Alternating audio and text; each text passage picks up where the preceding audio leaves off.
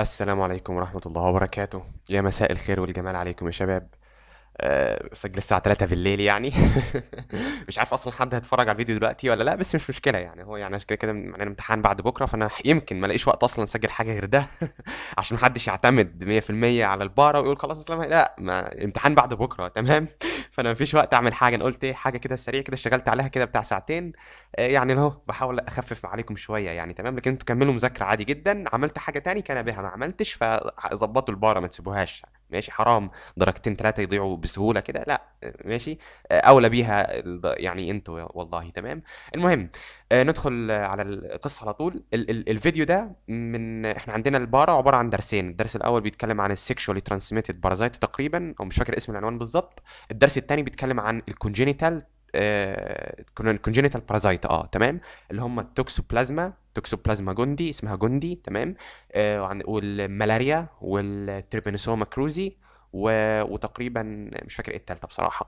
المهم واتس ايفر يعني. الفيديو ده هيكون عن التوكسوبلازما تمام. طيب ان شاء الله إيه هو الفيديو؟ طبعا انتوا عارفين سلسلة سكتشومة بقى، رسومات بقى وبتاع بتطلع من الفيديو، خلاص الناس ادمنت الموضوع خلاص يعني لدرجة. المهم يعني ان شاء الله الفيديو ده هيكون طبعا زي ما قلت على التوكسوبلازما جوندي، ولكن في فرق وحيد بس عن الفيديوهات اللي فاتت، ان انا مش هكتب بس التفاصيل لان التفاصيل كتير جدا. فانت ايه، اسمع الكرتون مره واتنين وحط الكتاب جنبك بحيث تكون متابع بقى الرسمه يعني فاهم. اللي هو يعني انا كنت في العملي كنت بكتب العنوان بحيث انك تاخد سكرين شوت مثلا وتذاكرها فاهمني. لا هنا مش مستاهل اكتب يعني، ده كتاب يعني الدرس 3 4 صفح ومليانين تمام. فانا لو كتبت الرسمه كلها هتبوظ تمام. فالرسمه هتكون يعني ايه، عباره عن رسومات من غير كلام، وانت يعني الرسومات هتفكرك يعني تمام، ما تقلقش. المهم، طيب هو اسم البارازايت بتاع النهارده ايه يا شباب؟ اسمه توكسوبلازما جوندي تمام. طيب فعشان تفتكر في الامتحان ان اسمه توكسوبلازما جوندي، تفتكر ان السكيما بتاعتنا النهارده عن البارازايت اللي اسمه توكسوبلازما جوندي. فانا هرسم لك، جايب لك حرب كده من ايام حرب 73 ولا حاجه. تمام. لجندي تمام. تمام، مش ده جندي تمام، دول جنود تمام. شايف الجنديين دول؟ طيب تمام ممتاز جدا. بس ايه رايك تعالى نتفق على شويه حاجات كده. تعالى، هو الجنود دول بيعملوا غزو لمين؟ لمصر يعني بس ربنا يبعد عننا طبعا الاعداء وكده. انا بتكلم كاننا مثلا ايه في 73 ولا حاجه، حتى عشان كده جايب لك مين الصوره ابيض واسود يعني وكده فاهم، بدخلك في المود يعني تمام. طيب فتوكسوبلازما جندي، ادي جايب لك جندي. طب انت خلي بالك انا جايب لك كام جندي؟ اتنين بس فيهم واحد صغير واحد كبير. اصل شويه كده في المانيفستيشنز او في السيمتومز بتاعت التوكسوبلازما جندي هعمل لك السيمتومز بتاعت الاكيوت مع الطفل، والكرونيك مع الراجل الكبير. الله على الكرياتيفيتي، اتقل بس عليا تمام. طيب، وزي ما احنا قلت او زي ما انا قلت من شويه ان التوكسوبلازما جوندي دي من ضمن الكونجينيتال ديزيز اللي هي بتنتقل عن طريق البلاسينتا تمام. طيب حلو جدا يعني. طب هل دي الطريق الوحيد؟ لا طبعا. طب هي بتيجي منين؟ والله هي التوكسوبلازما جوندي اصلا مش بتاعتنا، هي بتاعت القطط وبتاعت الفلاين يا شباب، اللي هم مين؟ اللي هي فصائل القطط، اللي هي القطه مثلا والهمتار مثلا، مش عارف الهمتار من فصيله القطط، بس المهم الفلاينز اللي هي فصائل القطط، الهرر تمام، لغه عربيه شوف الهرر تمام. المهم فالتوكسوبلازما مشهوره انها بتاعت القطه، وعشان هي مشهوره انها بتاعت القطه مش هينفع نسيت زاسين من غير ما نحط قطه.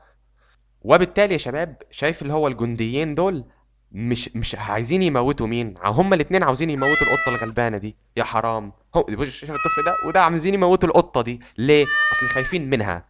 يبقى انت تفتكر ان القطه هي اللي هتعدي الجنود، مش الجنود اللي هيعدوا القطه. حد فاهم؟ يعني انت شايف الجنديين دول خايفين منين يا شباب؟ الجنديين دول خايفين من القطه، صح كده، ومبعدين عنها وعايزين يضربوها. فالقطة هي اللي هتعدي الجنود. يعني مين العائل الأساسي؟ القطة. طب ومين العائل الوسيط؟ اللي هو الراجل المان تمام. يبقى مين الديفينيتيف هوست او الديفينيتيف هوست؟ الكات. طب ومين الانترميديت هوست؟ المان. اتفقنا؟ يبقى انت خلاص قبل ما نتكلم عن حاجه خالص كده، العائل الاساسي اللي بنسميه ديفينيتيف هوست اللي هو مين يا شباب؟ اللي هو الكات او الفلاين. اتفقنا؟ طيب حلو جدا. التوكسوبلازما جندي ليها شباب ليها كذا شكل تمام. توكسوبلازما جندي ليها كذا شكل. اللي هو ايه بالظبط؟ اللي هو يعني السبور بتاعتها اللي هي الحويصله بتاعتها. والله قال لك ممكن تاخد شكل اسمه تروفوزويت، ممكن تاخد شكل اسمه اوسيست، ممكن تاخد شكل اسمه سودوسيست، ممكن تاخد شكل اسمه تيشوسيست. طيب الاشكال دي احنا هنظبطها ازاي؟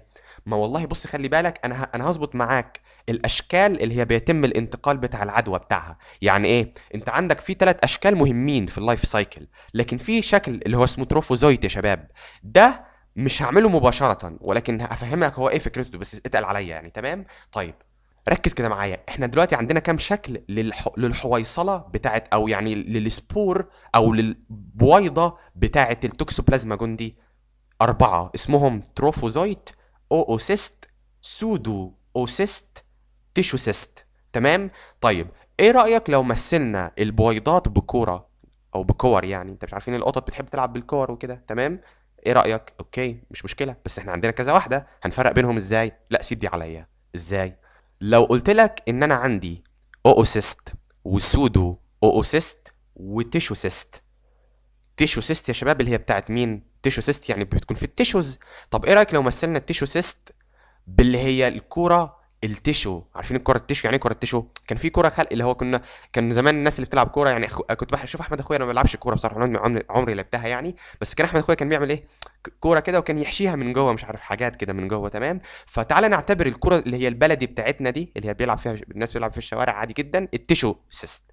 معلش اهو يعني حاجه تفكرك مش اكتر يعني. تمام؟ فنعتبر ان الكره دي تيشو سيست. اوكي؟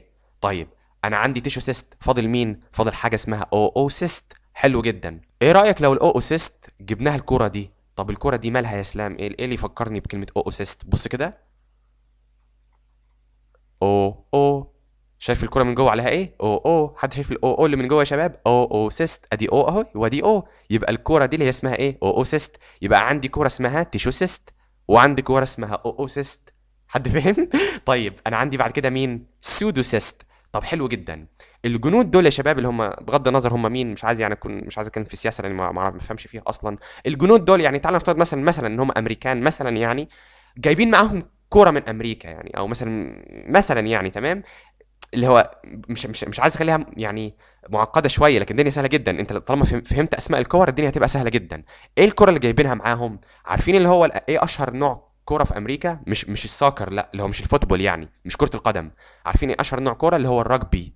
عارفين اللي هو الكره الرجبي دي؟ عارفينها؟ بتشوفوها في الافلام في المسلسلات بيلعبوها دايما الامريكان دي. تمام؟ اسمها رجبي، شبه كره الكوره كده بس ايه مختلفه شويه، بتكون شكلها عامل كده. بص اهي، حد شايفها يا شباب؟ اهي هي دي الكرة الرجبي اهي، وادي ايه مدسيها او يعني واخدها تحته كده، او يعني واخدها معاه يعني. تمام؟ مش عايز يديها للقطة بقى. تمام؟ طب ايه رأيك؟ هل الكرة دي بتاعتنا؟ لا ده شبه الكرة بتاعتنا، فتعالى نعتبرها انها مش كرة بتاعتنا، دي كرة كذابة. سودوسيست. الله على النيمونكس، الله على السكيمات، الله على تكات، الله على سكتشومة. يبقى انا عندي كام كوره يا شباب؟ تيشو سيست. الكره بتاعتنا اسمها تيشو بتاعتنا، من لحمنا ومن دمنا التيشو بتاعتنا. تمام؟ وعندي كره تانية اسمها او سيست اهي من جوه، اللي هي كره البولينج دي، مش عارف اسمها ايه. لا ماشي، او سيست ادي ايه اهي عليها. طب ودي هل الكره بتاعتنا؟ لا مش بتاعتنا، دي ده كره كدابه، سودو سيست. الله. طب والتروفوزويت؟ ما هي تروفوزويت بالفعل مش سيست، فانا مش عارف اعملها لك كرة. تمام؟ فالتروفوزويت انت عارفها كده معلومه يعني ان في حاجه اسمها تروفوزويت. تمام؟ بتيجي في الميوكس ممبرين، ميوكس تيشو. اوكي يعني. تمام؟ لكن دول انواع السيستات يا شباب. اتفقنا؟ تيشو سيست، او سيست، سودو سيست. طيب ما تيجي نحط بعض كده الرتوش في الرسمه يعني، او في المشهد، ما تيجي نحط بعض الايه المناظر مع بعض. هي بص كده مثلا، شايف الشباك ده؟ انا بس هشيل كلمه توكسوبلازما جوندي دي خلاص. انتوا عرفت ان مين العائل الاساسي او الديفينيتيف هوست اللي هو الكات او الفلاينز. تمام؟ طيب تمام. بص كده هحط شويه رسومات مثلا، بوسترات مثلا بتاع اي حاجات كده في الرسم يعني. مثلا بص الشباك ده هتلاقي عليه علامه الميل والفيميل يعني. تمام؟ اللي هو مثلا اللي اسمهم بلغه الاحياء او بلغه البايو بتاعتنا اللي هي الجاميتوسايت مثلا يعني. تمام؟ اللي هي الجاميتات يعني. ماشي؟ مش اللي هو الميل والفيميل اسمهم جاميتوسايت. ماشي؟ طيب مثلا بص تاني، مرسوم ايه تاني على الشباك ده؟ مرسوم دي حاجه شبه الانتستين مثلا. ماشي؟ اسلام باختصار كده عاوز تقول ايه؟ والله بص كده، اول حاجه القطه دي عندها انهي كوره؟ بص كده، انا هاخد كوره كده من الاجانب دول اللي هي السودوسيست وهديها للقطه. تمام؟ حرام القطه بقى. تمام؟ يبقى القطه معاها كام كوره يا شباب؟ معاها التيشوسيست بس في القطه هنسميها سيست مش تيشو سيست، على اساس انها يعني ايه، التيشو ده بتاع الانسان يعني، تمام. فهي كاتبها في كتاب القسم يعني سيست، بس مش مشكله عادي، تمام. هي التيشو، القطه معاها كام كوره؟ الثلاثه، معاها ثلاث انواع: التيشو سيست، الاوسيست، السودوسيست، تمام. يبقى يا شباب القطه، الكات is infected by، القطه بتتعدي بايه؟ بالانجكشن اوف، انها تبلع سودوسيست، تيشوسيست، اوسيست. اتفقنا يا شباب؟ فهمنا؟ طيب وبعدين هيحصل انقسام للسيستس دي ازاي؟ قال لك والله هيحصل انقسام ليهم بالسكشوال برودكشن. الله على الرسمه، شايفين الشباك؟ ميل وفيميل، يعني سكشوال برودكشن. ايه الجمال ده؟ طب في انهي منطقه في القطه؟ in the intestine. اوه، ايه ده احنا هناخد كل حاجه، ده حرفيا كل حرف مكتوب في الكتاب، مش كده يا شباب؟ يبقى تاني، ايه اللايف سايكل بتاعت التوكسوبلازما جوندي؟ cat is infected by ingestion of pseudocyst, tissuecyst, oocyst. طب والانقسام السكشوال ريبرودكشن، طيب فين مكانها بالظبط؟ take place in the intestinal epithelium او intestinal epithelium. تمام يا شباب؟ ممتاز جدا. بس خلي بالك من نقطة صغيرة جدا، يعني أنا ممكن ما يكونش في الرسمة، قال لك إن ممكن يكون بالسكشوال برودكشن اللي هو بالجاميتوسايت يعني، أو ممكن بطريقة تانية اسمها تشايزوجوني. تشايزوجوني اللي هو تقريبا بالعربي يعني اللي اسمه الانقسام بالتقطع تقريبا يعني، بس الاسماء العربيه انا ناسيها بصراحه، يعني لنا 3 سنين ما اخدناش احياء بالعربي، ما اخدناش حرف بالعربي، فاكيد انا هنسى الكلام ده يعني، تمام. فتقريبا تشايزوجوني دي اسم تاني يعني، تمام. المهم، يبقى انا عندي السكشوال ريبرودكشن بيحصل في الانتستين يا بالتشايزوجوني يا بالجاميتوسايت. اتفقنا يا شباب؟ جاميتوسايت ميل وفيميل يعني الجاميتات. طيب وبعدين بص هيحصل ايه بعد كده، تعالى نعمل زوم كده على الانتستين، بص كده، ادي القطه ده اهي، تمام، ادي جاميتوسايت، بص كده، شايف اللي واقع منها ده؟ الله الله الله، الاوسيست، الاوسيست جيت اوت ان ذا ستول، هي اللي بتخرج في الستول. الله على الرسومات، الله على تقفيل البارة، الله على السكيمات. انهي يا شباب حته؟ الاوسيست اهي، هي اللي بتجيت اوت ان ذا ستول. ستول بتاع مين؟ بتاع الانتستين، اللي كان فيه مين؟ اللي كان فيه الانقسام بالجاميتوسايت او الشايزوجوني اللي هو سيكشوال ريبرودكشن، اللي كان فين؟ في الانتستين بتاعت الكات. الله على الرسمه. طب وبعدين قال لك تعالى بقى، يجي اللي هو المان اللي هو الانسان يعني، اللي هم الرجاله او الولد والراجل اللي قاعدين هنا، مالهم بقى؟ معاهم كوره اللي هي دي، اللي هي السودوسيست زي اللي كانت عند القطه، تمام. ومعاهم برضه اخدوا تيشو سيست. الله، ده حراميه بقى اهو. واخدوا كمان مين يا شباب؟ اخدوا اوسيست. يبقى برضه هيتعدوا بنفس الثلاثه اللي اتعدوا منهم القطه، بس كتاب القسم كتب لك على اوسيست انها سبوريوليتد. سبوريوليتد يا شباب يعني طالعه من القطه يعني، فاهمني؟ ماشي عديها، تمام. يبقى المان بيتعدي بايه؟ ايه الانفكتيف ستيج اوف مان؟ هي نفس الانفكتيف ستيج اوف بتاعت القطه، بس هنا هنقول مين؟ سبوريوليتد اوسيست. يبقى برضه سودوسيست، تمام يا شباب، سودوسيست وسبوريوليتد اوسيست وتيشوسيست اللي هي بتاعتنا دي، تمام. حتى الان الكلام سهل جدا، بس ناخد بالنا ان المان ده هو الانترميديت هوست، اتفقنا؟ طيب دخلت بقى اللي هم الثلاثه دول في المان او في الانسان يعني، هل هيحصل انقسام بالجاميتوسايت زي القطه؟ قال لك لا. بص كده هيحصل ايه، ورا الحيطه او على الحيطه اللي هم اللي هي ورا الشابين دول، مكتوب ايه؟ بص كده مكتوب علامه نو 6. ماشي، مش قصده نو 6 يعني اللي هو لا، قصده نو 6 يعني عشان تفكرك العلامه دي ان الانقسامات اللي هتحصل للحويصلات دي جوه المان هتكون ايه يا شباب؟ مهمه جدا في الام سي كيو، بالاسexual ريبرودكشن. asexual او asexual معناها مش تكاثر جنسي، نو 6 ماشي، asexual ماشي. يبقى في الجاميتوسايت اللي هي في القطه بيحصل بمين يا شباب؟ سيكشوال، لكن في الميل اللي هو الانترميديت هوست اسيكشوال. تفتكرها ازاي؟ ادي القطه الشباك اهي عليها ميل وفيميل، لكن هنا وراهم نو 6.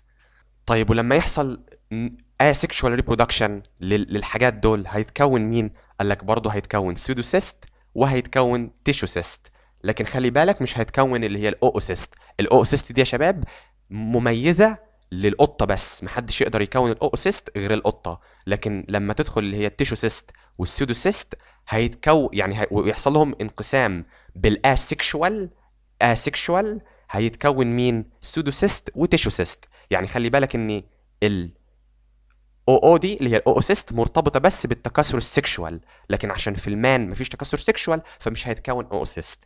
حلو جدا، حلو جدا، كده خلصنا اللايف سايكل. طب المود اوف ترانسميشن، يعني ازاي هيتم الانتقال بتاع التيشوسيست والسودوسيست والاوسيست للمان اللي هو الانترميديت هوست؟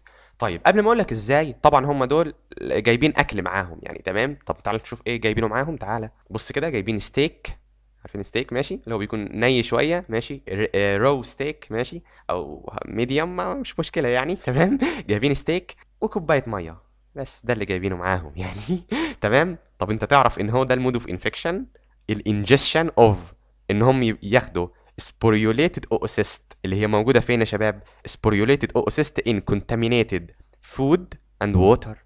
تمام، يبقى هم بياخدوا. طب حد يقول لي اشمعنى الاوسيست؟ مش هي دي اللي طلعت من القطه؟ تمام، لكن الباقيين ممكن يتاخدوا برضو عادي جدا، بس مش يعني اعتبر كلهم ما تقلقش. يعني مثلا كاتب في كتاب القسم كاتب لك ايه؟ ingestion of pseudocyst in uncooked meat اهو. اللي هو مين يا شباب؟ السودوسيست في الانكوكد ميت. مش قلت لك هم الثلاثه بيعدوا؟ وبعد كده قال لك مين؟ ingestion of sporulated oocyst in contaminated food.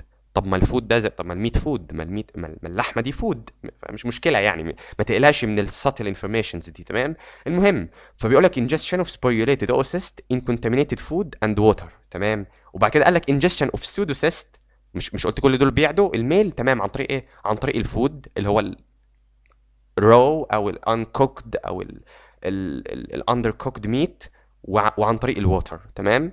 طيب لكن لو ركزنا شويه في اللحمه يا شباب دي هنلاقي فيها حاجه غريبه في اللحمه دي. ايه ده؟ ايه ده؟ بص كده في ايه؟ ايه ده؟ ايه اللي حاطينه ده مع اللحمه؟ ما تيجي نعمل زوم كده ونشوف. ايه ده؟ بص كده. ايه ده يا شباب؟ ده بلاسينتا دي، صح كده؟ ده بلاسينتا، حاطين مع اللحمه حته بلاسينتا، حته بلاسينتا، وادي حبل سري اهو معاهم، عشان تفتكر ان من ضمن طرق الانتقال بتاعتها.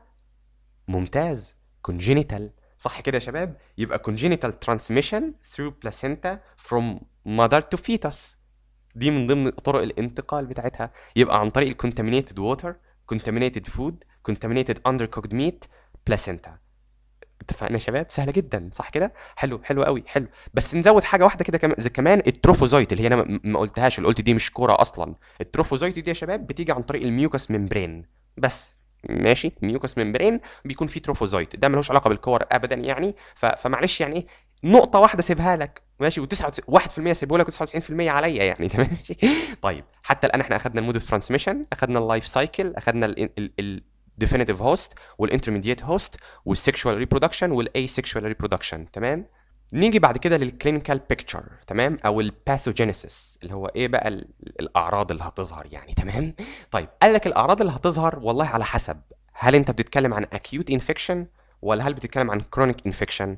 وانا عشان ما تنساهمش، الولد الصغير هنعتبره اكيوت، اما الراجل الكبير هنعتبره كرونيك. ايه رايك؟ طب يلا بينا. بص كده لو حبينا نعمل زوم، بص كده مين ده؟ ايه ده؟ شايف الضابط ده اللي شايفينه معاهم؟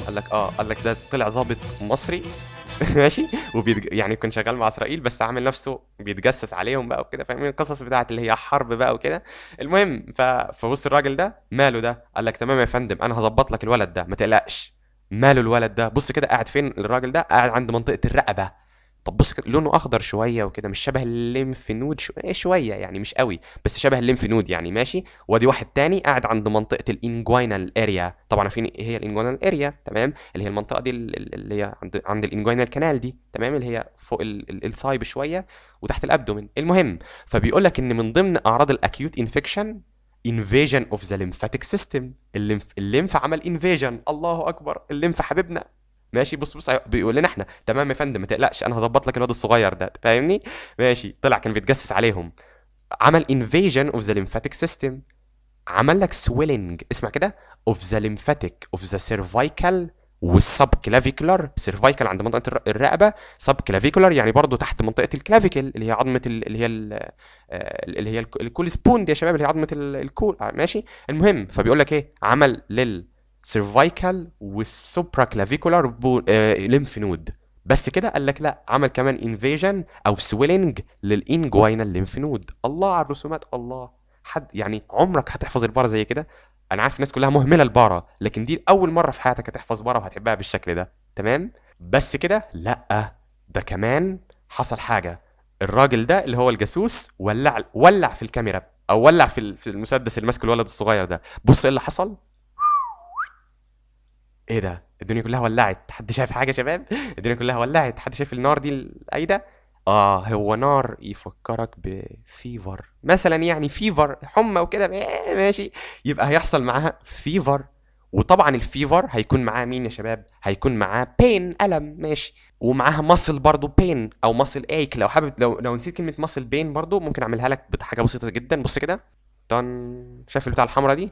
نرمي الكرة دي بعيد. شايف كأنها ايه؟ رجله اتخبطت كده مثلا. ماشي. فعمل ايه؟ ماسل بين، رجله وجعاه. تمام. حلو جدا. حاجه تاني، في حاجه تاني يعني يكتب لك مثلا في كتاب القسم يقول لك ايه؟ لانج كومبليكيشنز. يعني ممكن يعمل مشاكل على الرئه، بس يعني مش عارف اعمل لك حاجه في الرئه يعني هنا، مش حاجه صعبه يعني. ماشي. يقول لك مثلا بيعمل راش، هرش في الجسم، مش مشكله.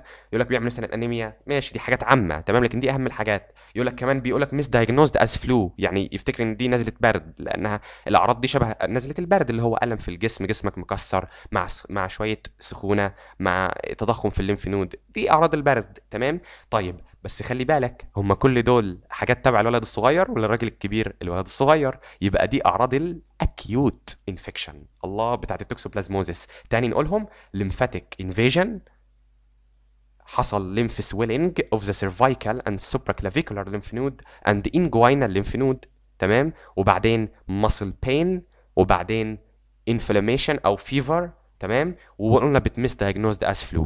حلو جدا. طب ايه الكرونيك انفكشن؟ قال لك الكرونيك اسيمتوماتيك، الراجل ده ما فيهوش حاجه، 100 100. ولكن ايه سبب الاسيمتوماتيك ده؟ قال لك المناعه. قال لك حد فاكر حاجه اسمها تروفوزويت؟ قلنا التروفوزويت دي اللي هي مش سبوريوليتد اوسيست، مش تيشوسيست، مش كذا كذا. تمام. قال لك والله المناعه بتهاجم التروفوزويت دي. التروفوزويت دي عندي منها شكلين يا شباب. عندي منها حاجه اسمها تاكيزويت. تاكي يعني بتنقسم بسرعه، تاكيزويت يعني بتنقسم وبتكبر بسرعه. وعندي نوع تاني من التروفوزويت اسمه براديزويت. البراديزويت اللي بينقسم ببطء. فقال لك والله في الكرونيك انفكشن المناعة بتقدر تعمل سبريس للتاكيزويت، يعني بتموت التاكيزويت، لكن البراديزويت بتفضل تنقسم. حد فاهمها؟ يبقى في الكرونيك انفكشن البراديزويت هي اللي هتفضل موجودة، لكن التاكيزويت دي هتموت. طب يا اسلام نفتكرها ازاي؟ ممكن ننساها في الامتحان عيوني. هو مش كلمة تاكي معناها سريع وبرادي بطيء؟ طب ايه اشهر مثال للحاجات السريعة والبطيئة اللي كانوا بيقولوها لنا على طول زمان في المدارس؟ اللي هي الحكايه دي بتاعت الارنب والسلحفه، صح كده؟ مش عارف. ماشي. فالارنب ده حاجه سريعه والسلحفه دي حاجه بطيئه. ماشي مثلا، يعني اهو حاجه نفتكر بيها في الامتحان. فايه رايك لو رسمت جنب الراجل الكبير اللي هو كرونيك، رسمت سلحفه عايشه وبتضحك اهي؟ يبقى مين اللي عايش؟ البراديزويت. لكن بص كده فوقيها. اوه، شايف الارنب اللي ميت ده؟ تعال كده نعمل زوم ان عليه كده. بص كده الارنب ده، شايفه؟ طب وايه اللي ماسك في الارنب ده؟ انا راسم لك مين؟ انتي بوديز. حد شايف الارنب ده يا شباب ماسك في مين؟ اجسام مضاده. حد شايف الاجسام المضاده اللي مموته الارنب؟ عشان تفتكر ان الارنب السريع، ان المناعه اللي هي الاجسام المضاده قضت على التاكيزويت، لكن مين اللي عايش؟ البراديزويت. الله على الكرياتيفيتي. ايه رايك؟ وخلي بالك هم دول موجودين جنب مين؟ جنب الراجل الكبير اللي ما فيهوش حاجه، اللي هو اسيمتوماتيك.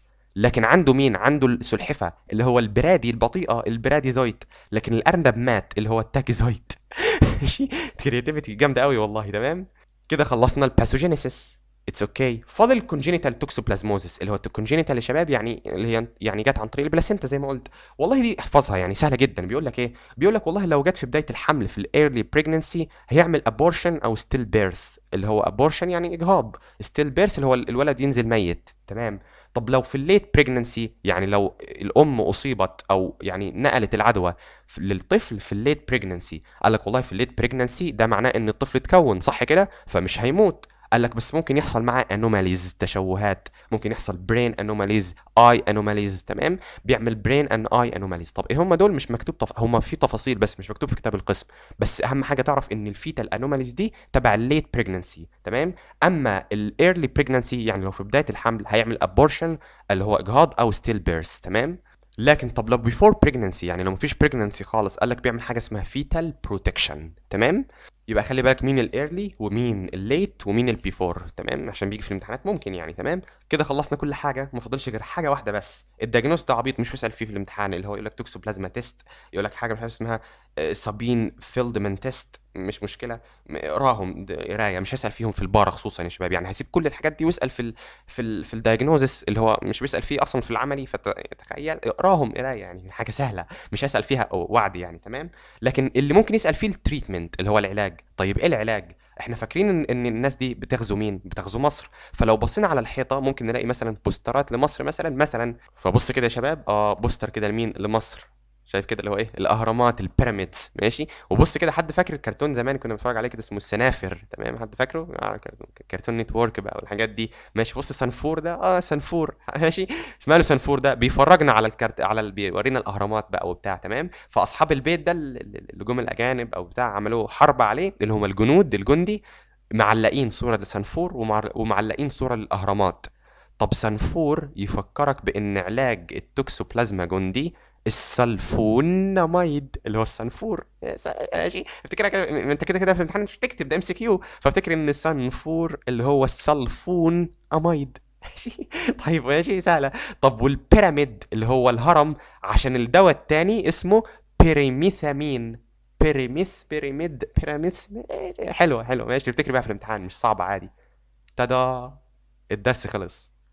ايه رايك؟ لمينا التوكسوبلازما لما حلوه جدا، صح كده؟ طيب بعد، انا عايزك بس تعمل حاجه، حابب تعيد الفيديو تاني عيده مش مشكله، بكره او بعده حتى.